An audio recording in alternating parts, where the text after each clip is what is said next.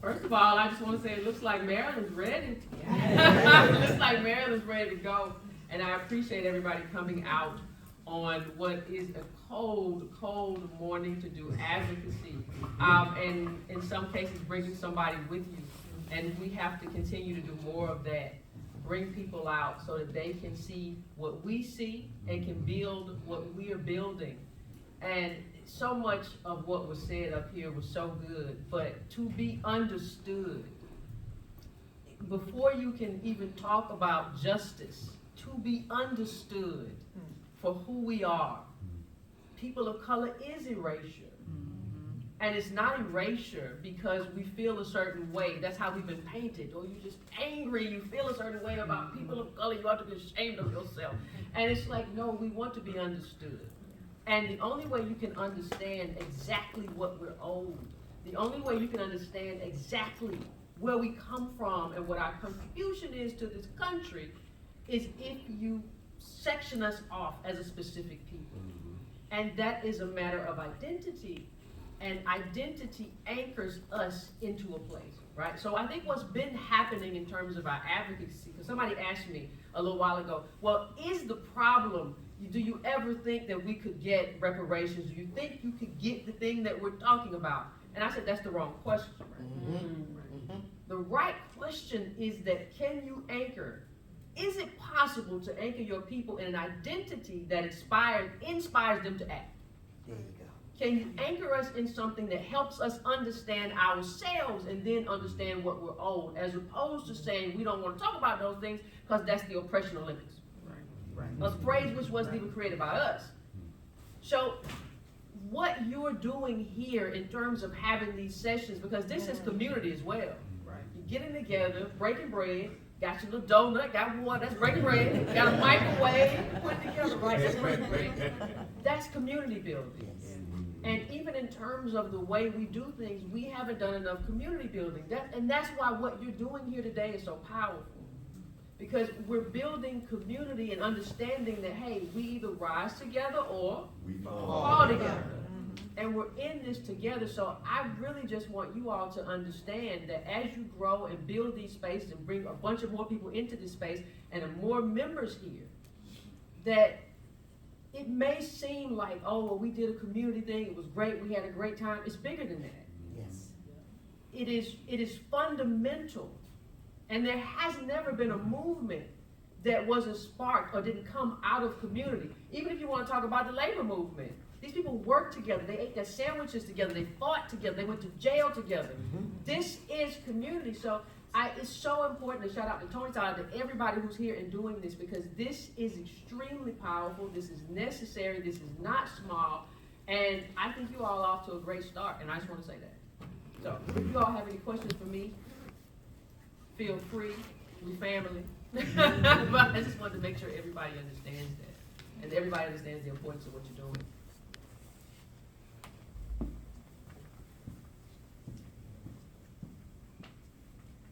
Folks, don't be shy. Thank you, Good morning, everybody. Good morning. Good morning. All right, my name is Lamont King, born and raised Riverdale, Greenbelt, original son of Prince George's County. Kind of new to my general understanding of ADOS, but I heard some things that I needed a little more clarity on. Question of lineage. You explained it, but what was cloudy to me was, how many of us can trace lineage to 1865 or before? Like, what's the expectation of how we would get that done? I grew up in a super black household. We had timelines going back 7, 8 generations. Like, I can't, but I know a lot of people cannot. So what's the expectation as far as tracing lineage? Well, I would say this first of all. You know how we have an Office of Indian Affairs that manage everything Native American? That's kind of what they're doing. That's part of their job. Nobody has ever asked why we don't have a party of ADOS, why we don't have a Department of ADOS Affairs. There should be a Department of ADOS Affairs that assists with that. Now, even with those categories, I don't typically think it's as hard as people think it is, but it should not be your sole responsibility to do that. Government should assist with that. And that is our expectation as well. Part of the reparations movement, part of the reparations framework that we have, we need an Office of ADOS Affairs. Our labor built this country, and it does not make sense that there's an Office of Indian Affairs and there's not an Office of ADOS Affairs. So we expect to have assistance from the government on that, for everybody. I think. Yes. Well, this is a perfect segue to the question that I had kind of wanted to bring to the table. So before coming across you and Tone, when thinking about reparations, the immediate pushback is, oh, our government will never do that. They'll never allow it. You know, it can never happen. So can you give us some language as we're having conversations with friends, family, our circle, that when we get that pushback, what are some things that we can say that help us to bring ADOS, or this idea of advocating for reparations to them? Because I believe it's very possible and very real. You've laid that out, but people haven't come across you yet. So what are some things that we can say? Well, I think you should have a package for each type of person that you're talking to. Right? If you're having a conversation with an ADOS person, that's a different conversation than you're having with a white person, and a different conversation than you're having with maybe a black immigrant. Right? So if you're talking to an ADOS person, you have to help them understand that they should have pride in the thing that we did. I think the first thing is to get rid of that shame, because that's not our shame to carry. Some crosses, everybody has crosses to bear. That's not our cross. Right. So I think the first thing you have to help them understand is like pride in what we did. Listen, we built this. This is what our people did. This is their contribution to America. And then sometimes you got to ask the question, what is the reward for that kind of contribution? And then you say, listen, we were rewarded with punishment because America is set up in a certain way. The caste is not something that just happened. It's intentional to make sure that somebody eats that failure. Somebody has to have all the liquor stores in their community. Somebody has to have the subprime loans. Somebody has to be the bottom to eat the failure and have the cancer alley in their backyard. Do you think it's fair that that's us? Well, if the answer is no, then you have to then say, well, what should happen because of that? What happens because of the plunder, right? When you talk about, Stage talked about the land. The stolen land means what? Do you think that people should steal that land and just go about their lives? And then you just go into the data to me, like look at where we are, because people love to be like, no, we're doing all right. I think that's when you have to kind of bring in that presentation of, no, we're not doing all right. And because of 400 years, listen, we've spent more time unfree than free. Right, right. And we have built everybody else's wealth and not been allowed to keep or build our own. And that has a consequence. And when you look at us going over a cliff, right? I look at us going over a cliff right now in terms of not just the 2053 stuff we were talking about. COVID and Trump are expediting it. So you have to paint the picture with urgency. I think that's the difference maker.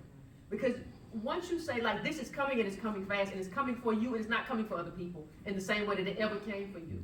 And we've done this for all the other groups. So you just have to figure out what are the impediments for that person that you're talking to. Because different people have different impediments. They have different blockages. And I think you have to start off with questions to figure out what is blocking the yes for you. Like what is getting in the way of you saying yes? And is there a way in which you don't benefit? A lot of times people who are not ADOS don't say yes because they don't benefit. And you have to show, listen, do you want to move from protest to community? People say, well, I hate all the marches. Well, do you want to move away from that? I have a way to do that. I have a way for us to move to like we're all just Americans without the sort of racial animus or grievance. But are you willing to pay the price to move beyond protest to power, to move beyond that to community, to move beyond that to us all being citizens together? That has a cost that has never been paid, right? And it has protections that have to be put in place. That is a policy thing. So I think you just have to help people understand that debts don't go away either. All of the wealth that was still in this country is still here. It was passed down as inheritance. All of the poverty is still here. It's passed down as like this baggage, this albatross that we carry. Right? And so you have to help people understand that these things don't end. They just get passed down and passed down and passed down. So, you know, our people love to talk about generational curses. That's a curse. And it's not anything that we did. We're not witches. Right? That's not something. That is something that America did. And if we want to get to the point to where we are a real country and a real community, this is to when you talk to other people, you talk to white people, listen, we have to take care of our debts. That's just what we do as countries. And we've done it for a lot of other groups. So when you say, oh, it'll never happen, well, how come it happens so often? Right? So if it happens often, and it's the normal way that countries deal with this sort of thing, they deal with it through a reparations program. Why does it happen for us? Like, are you serious about the America that you say you want to see? Well, thank you. With these cuts coming, I think that's about to pop, and I think people are going to have more of a realization about how vulnerable they are. And I like to talk to people about wealth versus income. I'm not asking about your income. I'm asking about how long can you live without a job. Right? I'm asking, can you pay for your kids' college with your check? Not with some of your check and then some student loans. Right? So I think that's part of the problem, because when people get at a certain income, a lot of ADOS who are making six figures feel like I have escaped. And I think when you comparison and you show, no, this is what wealth looks like. What you have is income, and that income also puts you at a certain place among ADOS people, which is like almost aberrational in a certain sense, right? But the problem is a lot of those people, and I'm not saying, I should say a lot, some of those people don't care that I'm the only one. I made it so everybody else can. Right? Yep. I think you do have to point that you escaped in spite of America, not because of America. You escaped because of whatever your circumstance was, whatever you did, but you did not escape because America has fixed the things that they need to fix. And you also are vulnerable because you're depending on income. And I think sometimes you have to talk to them about the role that they play in their families. So if you talk to certain high income earners, they'll say to you, if you ask them, hey, are you the backstop in your family? When there's a funeral, you gotta come up with the 500. When somebody's car, they gonna come to you. Hey, hey, auntie, you know, my transmission went out. Is that you? Are you that person? And then I think you have to speak to them. Do you think that's fair for you? Do you think that's how you should be treated in your family? And you have to tell them you're doing the job of government. Because government should have paid reparations, and we shouldn't be in that position to have you be always. Some people even talk to their family no more because their family always asking them for stuff, and they're mad at the family, not understanding that the family is a consequence of American policy and American oppression. And so I think with people who are concerned about themselves, I think you put them in the center and say, I'm concerned about you too. And I'm concerned about how your family views you and how you sometimes get used because the country didn't do what it needed to do. Right? And I think you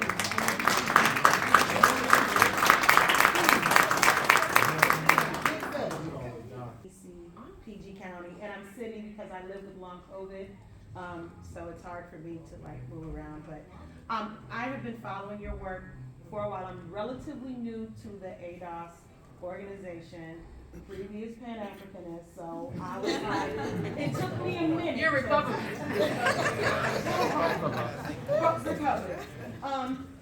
Love my people, but ADOS. And my focus is on K through 12 education. I'm an early childhood educator. And I'm a Montessori trained.